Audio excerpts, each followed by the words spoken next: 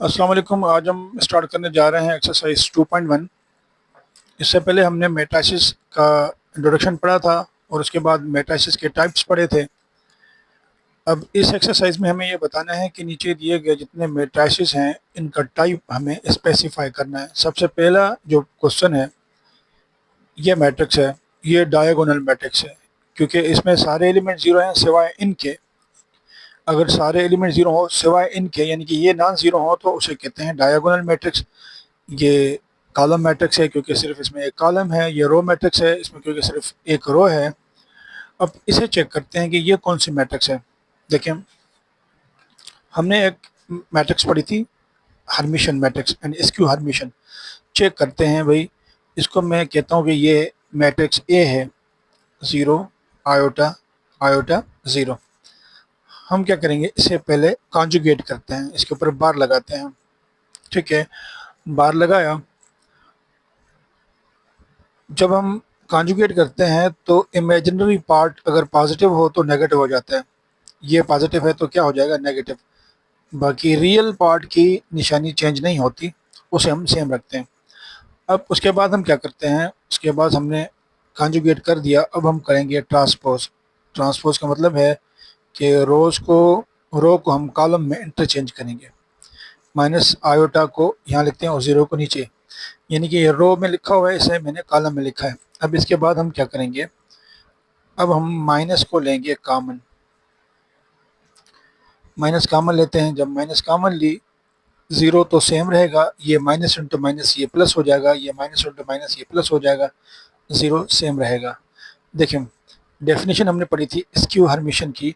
अगर किसी भी मैट्रिक्स को हम कॉन्जुगेट करके ट्रांसपोज करें, आंसर सेम आए लेकिन नेगेटिव हो। देखें, आंसर सेम आ रहा है, ये zero iota iota zero same आ रहा है लेकिन नेगेटिव में है, तो ये कौन सी हो गई, इसे हम कहेंगे स्क्यू हर्मिशन मैट्रिक्स। तो ये है हमारी स्क्यू हर्मिशन मैट्रिक्स। और ये है यूनिट मैट्रिक्स क्योंकि सीधा सीधा यहाँ पे वन पड़ा है। ये है डायगोनल मैट्रिक्स क्योंकि ये दोनों डिफरेंट हैं, बाकी ज़ीरो है। और ये है स्केलर मैट्रिक्स क्योंकि इसमें ये सारे जो हैं एलिमेंट सेम हैं, इसे स्केलर कहेंगे। अब इसे चेक करते हैं, ये जो पार्ट नंबर 8 है, इसे हम लिखते हैं यहाँ पे। अब इसे हम चेक करेंगे,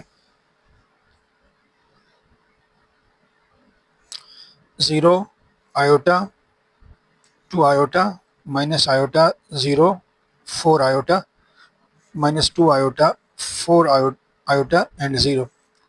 देखें, इसे मैं कहता हूँ ये ए है। अब क्या करेंगे, हम इसको लगाएंगे बार, कॉन्जुगेट।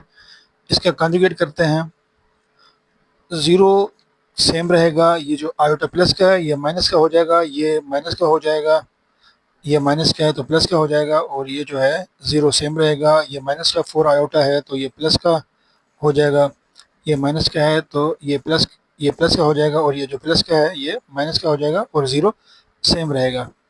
अब क्या करते हैं, हम ट्रांसपोज करते हैं। ठीक है, अब ट्रांसपोज करते हैं।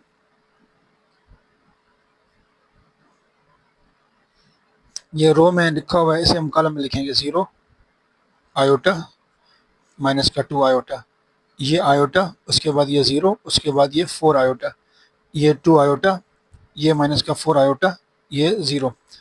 अब चेक करते हैं कि भाई आंसर सेम आ रहा है। देखें, zero zero iota iota two iota minus iota zero zero minus four iota minus का two iota four iota zero zero. Answer same आ रहा है। देखें, कॉन्जुगेट करके ट्रांसपोज किया, आंसर सेम आ रहा है, तो इसे हम कहेंगे ये हर्मिशन मैट्रिक्स है।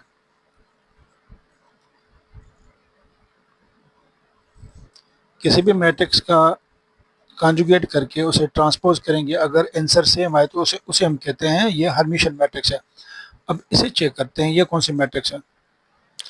पार्ट नंबर 9 लिखते हैं भाई, two minus iota five iota, ये आयोटा, और इसके बाद ये थ्री, ये सेवन आयोटा माइनस का फाइव आयोटा माइनस का सेवन आयोटा एंड फोर।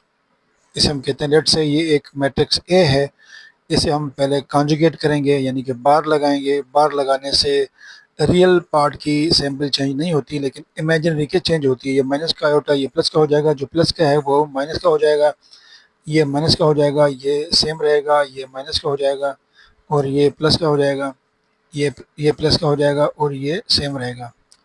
अब क्या करते हैं, हम ट्रांसपोज करते हैं। अब हम क्या करते हैं, ट्रांसपोज। ठीक है, ट्रांसपोज में क्या होता है, रो को हम कॉलम में लिखते हैं, 2 iota minus 5 iota, 2 iota minus का 5 आयोटा।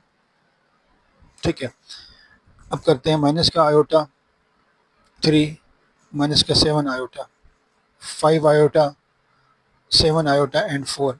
चेक करते हैं कि आंसर सेम आ रहा है। 2 माइनस का iota 5 iota, iota 3 7 iota, minus का 5 आयोटा, माइनस का 7 आयोटा 4।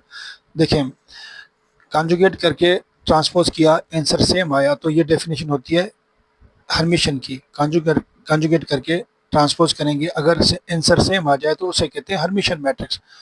तो ये भी मैट्रिक्स जो है ये हर्मिशन मैट्रिक्स है।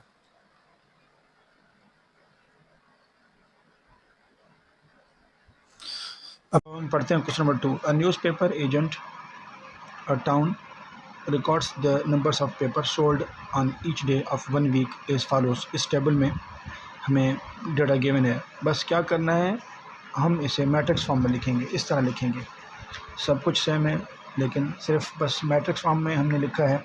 ये इसका आंसर है। Question number 3, find the values of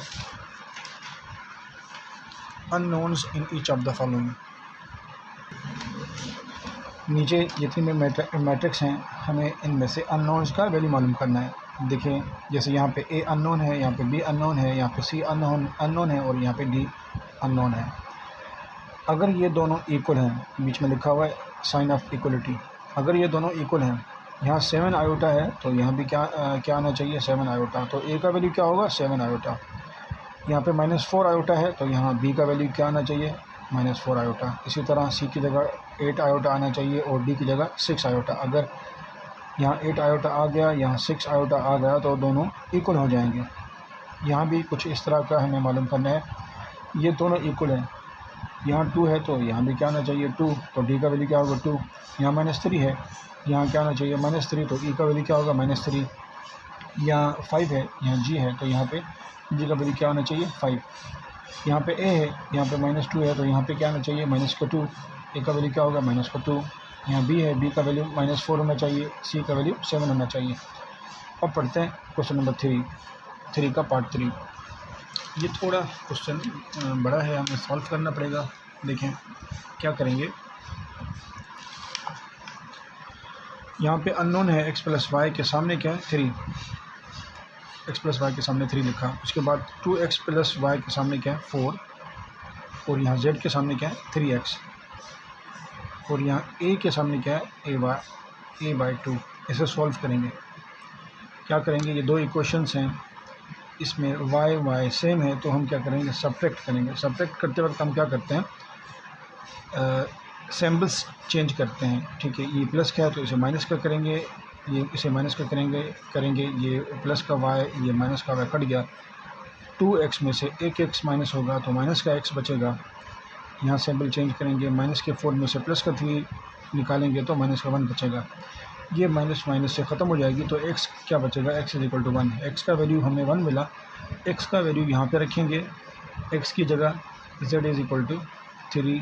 x का वैल्यू 1 है, 3 × 1 = 3, z हमें क्या मिला, 3। अब क्या करेंगे, हमें y का वैल्यू मालूम करना है। y का वैल्यू मालूम करने के लिए इन दोनों में से, ये इक्वेशन और ये इन दोनों में से कोई भी एक रखेंगे। तो मैं ऊपर वाली इक्वेशन रखता हूँ, x + y = 3। x का वैल्यू हमें क्या मिला हुआ है, x का वैल्यू हमने मालूम किया है 1, तो यहाँ रखते हैं हम 1 + y = 3। अब क्या करेंगे,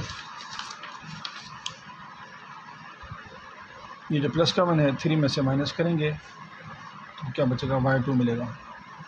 अब y मिल गया हमें, z मिल गया, x मिल गया। अब हमें मालूम करना है a। तो a की इक्वेशन उठाते हैं, ये y है, y का वैल्यू हमने क्या मालूम किया है, 2। तो यहाँ रखते हैं 2 के नीचे क्या है, 2 को 2 से डिवाइड करेंगे तो ए क्या मिलेगा 1। हमें सारे अननोन्स मिल गए, यानी कि इसमें हमें एक्स वाई जेड और ए का वैल्यू मिल गया। ये क्वेश्चन नंबर 3 है। अब पढ़ते हैं question number 4। Find the transpose of each of the following matrices. इसे ट्रांसपोज करना है। -4 3 6 को हम ट्रांसपोज करेंगे तो कैसे लिखेंगे 4 3 6। इसे ट्रांसपोज करेंगे तो क्या करेंगे, रो को कॉलम में लिखेंगे 2 iota 5 iota -3, 2 iota 5 iota -3, 0 -6 iota 2 iota. इस तरह हम इसको करेंगे ट्रांसपोज 8 3 4। देखिए ये कॉलम है, कॉलम को ट्रांसपोज करेंगे तो रो हो जाएगा, रो को ट्रांसपोज करेंगे तो कॉलम हो जाएगा, तो रो को ट्रांसपोज करेंगे कॉलम हो जाएगा। इसी तरह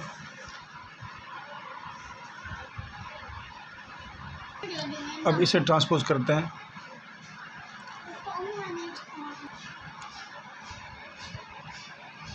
टू आयोटा और आयोटा को हम लिखेंगे 2 आयोटा और आयोटा। 5 आयोटा का लिखेंगे 5 आयोटा एंड 7 आयोटा। 2 आयोटा और 5 आयोटा को कैसे लिखेंगे 2 आयोटा -5 आयोटा। बस क्या करना है कि रोज़ को कॉलम में लिखें या कॉलम को रोज़ में लिखें, ये ट्रांसपोज हो जाएगा।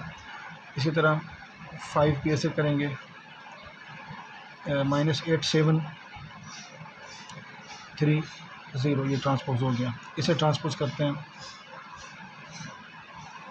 -7 10 8 4 5 9 -1 2 3, ये ट्रांसपोज हो गया। Question number 5, write down in the tabular form.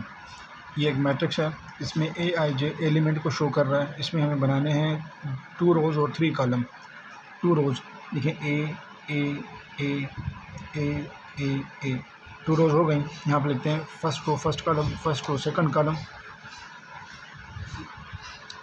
First row third column, second row first column, second row second column, second row third column. बस इसे लिखना है हमें, इसे मैट्रिक्स फॉर्म में लिखना है। इसे भी हम क्या करेंगे मैट्रिक्स फॉर्म में लिखेंगे। कह रहे 3 रोज़ हमें बनानी है x x x, 4 column, 3 rows and 4 columns हमें लिखनी है। यहाँ पे लिखते हैं 1 first row first column, first row second column, first row third column, first row fourth column, second row first column, second row second column, second row third column, second row fourth column. यहाँ third row first column, third row second column, third row third column, third row fourth column. बस हमें क्या करना है, इसे matrix form में लिखना है।